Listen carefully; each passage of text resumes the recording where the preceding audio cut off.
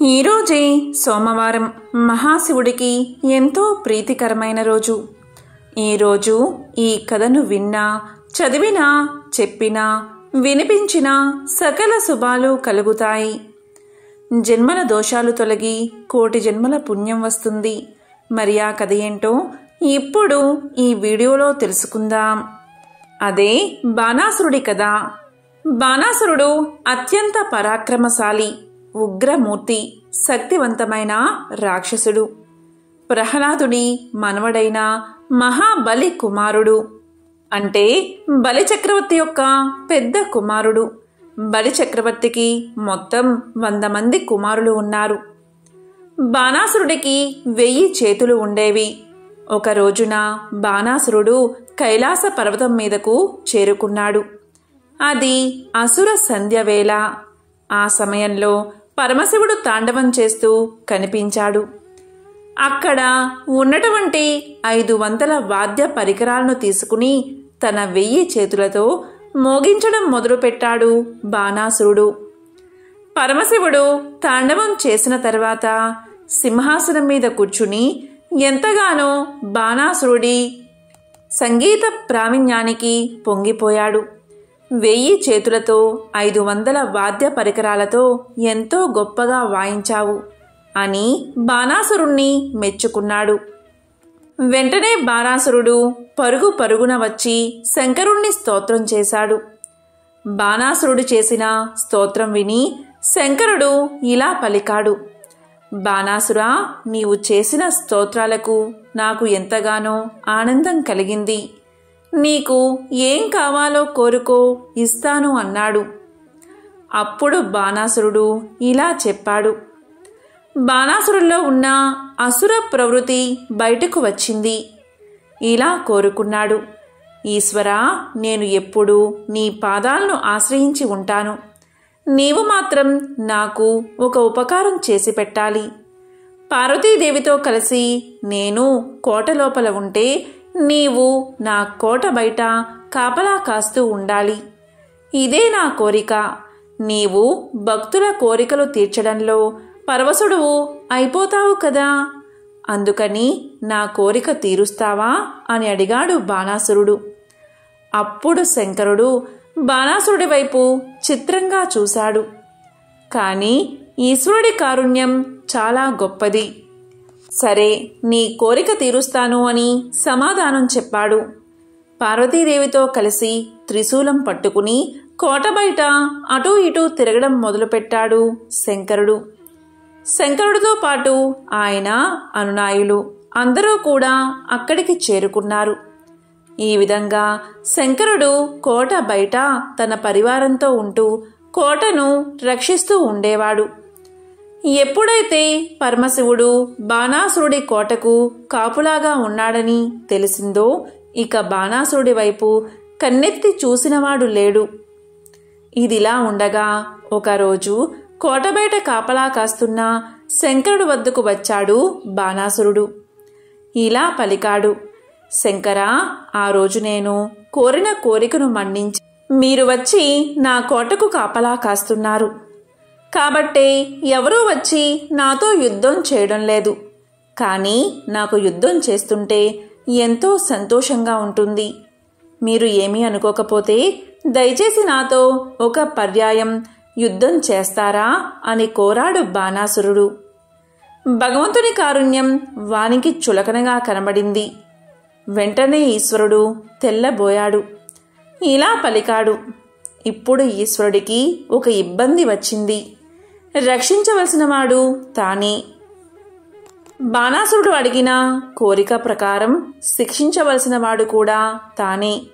ఈ రూపంతో రక్షణ చేస్తూ ఈ రూపంతోటే శిక్ష వెయ్యాలంటే ఎలా సాధ్యం? కాబట్టి నాతో సమానమైన మరొకడు నీ దగ్గరికి వస్తాడు. వాని రాకకు గుర్తుగా నీ రథానికి ఉన్న జెండా కింద పడిపోతుంది. అప్పుడు నీకు తగిన యుద్ధం దొరుకుతుంది. అప్పుడు నీకు ఉన్న చింత తొలగిపోతుంది అని చెప్పాడు పరమేశ్వరుడు. పరమేశ్వరుడి మాటలు విని బాణాసురుడు ఎంతగానో సంతోషించాడు. ఆ రోజు కోసం ఎదురు చూస్తూ ఉన్నాడు. ఇప్పుడు శివుడు స్థితికారుడై కేశవుడిగా రావాలి. పురాణాన్ని అర్థం చేసుకుంటే అలా ఉంటుంది. అర్థం చేసుకోకపోతే శివకేశవులు కొట్టుకున్నారు అనిపిస్తుంది. ఇప్పుడు ఈశ్వరుడు ఒక చమత్కారం చేశాడు. బాణాసురుడికి మంచి యవ్వనంలో ఉన్న సౌందర్యవతి అయిన ఒక కుమార్తె ఉంది. ఆమె పేరే ఉషా. ఆమె ఒకరోజు రాత్రి నిద్రపోతూ ఉంది. పురుషుల గురించి ఆమెకు ఏమీ తెలియదు. నిద్రపోతున్న ఉషా కలలోకి కృష్ణ భగవానుడి మనవడైన అనిరుద్ధుడు వచ్చి ఆమెతో హాయిగా గడిపాడు. ఆమెకు సుఖానుభూతి కొన్ని గుర్తుల చేత స్పష్టంగా తెలిసింది. అప్పుడు ఉషా నిద్ర లేచింది. కానీ ఉషా నిన్న రాత్రి కలలో ఏ పురుషుణ్ణి చూసిందో ఆ పురుషుడి కోసమని ఆమె మనసు గతితప్పి తిరగడం మొదలుపెట్టింది. అందువల్ల ప్రతిరోజు ఎలా ఉంటుందో అలా ఉండలేకపోయింది. చాలా దిగులుగా ఉంది. ఆమెను చూసిన చిత్రలేఖ అంటే ఉష చెలికత్తె దగ్గరకు వచ్చి ఇలా పలికింది. ఓ సఖీ, నీవు ఎందుకు ఇలా ఉంటున్నావు? నీ ప్రవర్తనలో వచ్చిన మార్పు వల్ల నేను ఒక విషయాన్ని గమనించాను. నీవు ఎవరో ఒక పురుషుడి వలలో పడ్డావు అని నేను తలుస్తున్నాను. నేను నీ చెలికెత్తెను, అలాగే ప్రాణ స్నేహితురాల్ని కూడా. కాబట్టి అసలు జరిగిన విషయమేమిటో నాకు చెప్పు అని అడిగింది. అప్పుడు ఉష ఇలా సమాధానం చెప్పింది. తన స్వప్న వృత్తాంతాన్నంతా చెప్పింది. అలా చెప్పగానే చిత్రలేఖ ఇలా పలికింది. సఖీ, నీవేమీ బెంగ పెట్టుకోవద్దు. నీకు కలలో కనిపించినవాడు ఎలా ఉంటాడో నీవు చెప్పావు. నేను ఎందరో రాజాదిరాజులను చూశాను. అవి చూసి ఇందులో ఎవరు కనబడ్డారో చెప్పు అని రాజకుమారుల బొమ్మలను చిత్రీకరించడం మొదలుపెట్టింది చిత్రలేఖ. ఆ తర్వాత ఉషాదేవిని పిలిచి ఆ చిత్రాలను చూడమని చెప్పి వాళ్ళందరి గురించి పేరు పేరునా వివరించింది. అనిరుద్ధుడి చిత్రపటాన్ని ఉషా గుర్తించింది. అప్పుడు చిత్రలేఖ ఇలా పలికింది. చూడు సఖీ, ఆయన పేరు అనిరుద్ధుడు. ఆయనపై నీవు మనసు పడ్డావు. ఇప్పుడు నేను నీకు ఒక గొప్ప ఉపకారం చేస్తాను. నాకు కామరూప విద్య తెలుసు. అందుకని ఇవాళ రాత్రి నేను ద్వారకా నగరంలోకి ప్రవేశించి నిద్రపోతున్న అనిరుద్ధుణ్ణి అపహరించి తీసుకువచ్చి నీ హంసతూలిక మీద పడుకోబెడతాను. నీవు హాయిగా అతనితో ఉండు అని చెప్పి రాత్రికి రాత్రి బయలుదేరింది చిత్రలేఖ. బయట శివుడు కాపలాగా ఉన్నాడు. ఆమె వెళ్లడాన్ని చూసి కూడా ఊరికనే ఉన్నాడు. పరమశివుని వరాన్ని నిలబెట్టవలసిన వాడు అక్కడే ఉన్నాడు. శివకేశవుల ఇద్దరి మనసు ఒకటే. అందుకని అక్కడ కృష్ణ భగవానుడు అంటే ద్వారకలో కృష్ణ భగవానుడు తనకేమీ తెలియదు అన్నట్లుగా పడుకున్నాడు. చిత్రలేఖ అనిరుద్ధుని మందిరంలోకి ప్రవేశించింది. నిద్రపోతున్న అనిరుద్ధుడి మీద ఒక్కసారిగా సమ్మోహనంని ప్రయోగం చేసి అనిరుద్ధుణ్ణి తీసుకుని ఆకాశ మార్గంలో తిరిగి వచ్చేసి లోపలికి వెళ్ళిపోయింది. చిత్రలేఖ మరొక పురుషుణ్ణి తీసుకుని కోటి లోపలికి వెళ్లడం బయట కాపలా కాస్తున్న 3 కన్నులవాడు చూశాడు. అయినా ఏమీ అభ్యంతరం పెట్టలేదు. చిత్రలేఖ అనిరుద్ధుణ్ణి తీసుకుని వెళ్లి ఉషాదేవి మందిరంలో హంసతూలికా తల్పం మీద పడుకోబెట్టింది. ఇదంతా పరమాత్మ లీల, పరమాత్మ సంకల్పం. ఆయన ద్వారకలో కృష్ణుడిగా ఉన్నాడు, ఇక్కడ శివుడిగా ఉన్నాడు. ఒకే మూర్తి రెండుగా ఉన్నాడు. ఉషాదేవి తన ప్రియుణ్ణి గుర్తించింది. అనిరుద్ధుడు కూడా అభ్యంతరం చెప్పక ఆమెతో ఆటపాటలు మొదలుపెట్టాడు. వారిద్దరూ సంతోషంగా అలా అంతఃపురంలో కాలాన్ని గడిపేస్తున్నారు. నెలలు, సంవత్సరాలు కాలం గడిచిపోతుంది. కానీ కాలం ఎల్లప్పుడూ ఒకే రీతిగా ఉండదు కదా. ఉషాదేవి అందు గర్భిణీ చిహ్నాలు కనబడ్డాయి. ఈ విషయాన్ని పరిచారికలు వెళ్లి బాణాసుడికి తెలియచేశారు. వెంటనే బాణాసురుడికి ఎక్కడలేని ఆగ్రహం వచ్చింది. ఎవరు ఈ తుంటరి పని చేసినవాడు అని ఉషాదేవి అంతఃపురానికి వచ్చి కూతుర్ని అడిగాడు. ఎదురుగా అనిరుద్ధుడు. వెంటనే బాణాసురుడు అనిరుద్ధుణ్ణి బంధించమని భటులను ఆజ్ఞాపించాడు. భటులు వెళ్ళి అనిరుద్ధుణ్ణి బంధించడానికి ప్రయత్నించగా అనిరుద్ధుడు తన గదా ప్రావీణ్యంతో వారందరినీ పరిమారిస్తూ ఉన్నాడు. బాణాసురుడికి కోపం వచ్చి అనిరుద్ధుణ్ణి బాణపాశాలతో బంధించాడు. అలా బంధించబడిన అనిరుద్ధుడు ఇక కదల్లేక నిలబడిపోయాడు. ఇది చూసిన ఉషాదేవి విలపించింది. ఇదే సమయంలో అక్కడికి భటులు వచ్చి ఇలా పలికారు: ప్రభు, మీ రథం మీద ఉన్న జెండా విరిగి కింద పడిపోయింది అని చెప్పారు.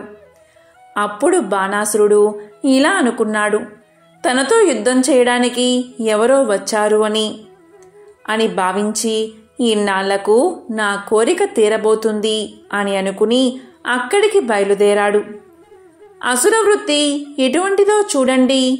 వాడికి కూతురు గొడవ అక్కర్లేదు, యుద్ధమే కావాలి. ఈలోగా అక్కడ నారదుడు ద్వారకలో దిగాడు.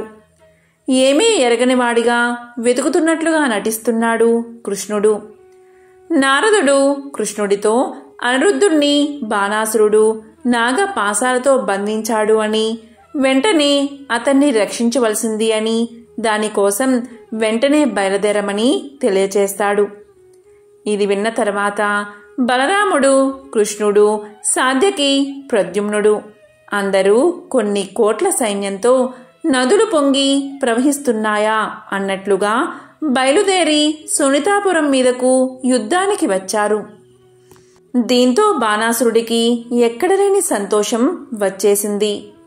వాడు శంకరుణ్ణి పిలిచి ఇలా పలికాడు: శంకరా, మీరు నన్ను రక్షణ చేయడానికే కదా నా కోటకు కాపలాగా కాస్తున్నారు. మీరు కృష్ణుడి కోట లోపలికి రాకుండా యుద్ధం చెయ్యండి. అప్పుడు మాత్రమే మీరు నాకిచ్చిన వరం నిలబెట్టినట్లు అవుతుంది.